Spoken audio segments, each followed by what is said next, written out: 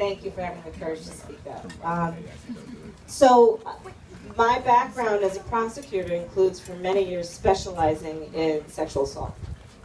And I have worked with and spent a lot of time with more survivors than I can tell you.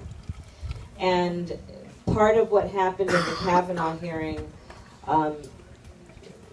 was, among the atrocities that we witnessed, was something really exceptional, which is Christine Blasey Ford coming out. I mean, they did such a disservice to her.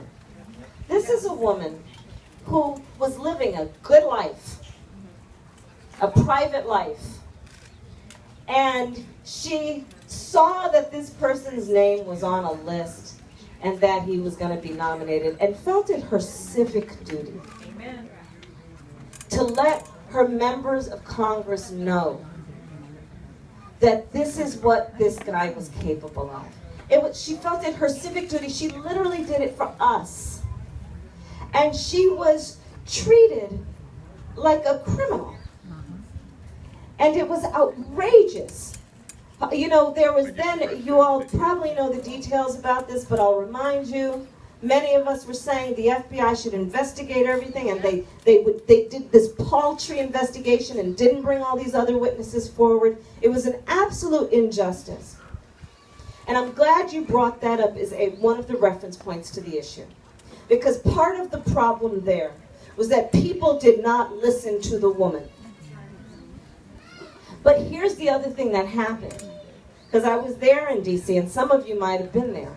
Women and men from around the country were so outraged that they had the courage to travel to Washington, D.C. in droves and say, you see us, you hear us, we are here, we must be listened to.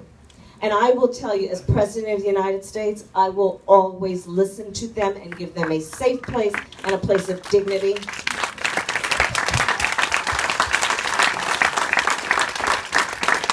And, you know, and frankly, I'll put it in a broader context. Part of what is also at play in the dynamic when you see sexual assault or sexual harassment is it's a power play, okay? In addition to a lot of other things. It's a power play. And so let's now connect that to the issue before us in 2020. And it gets back to my point about what is cowardice versus strength. I think most people, who are at least fully developed people, understand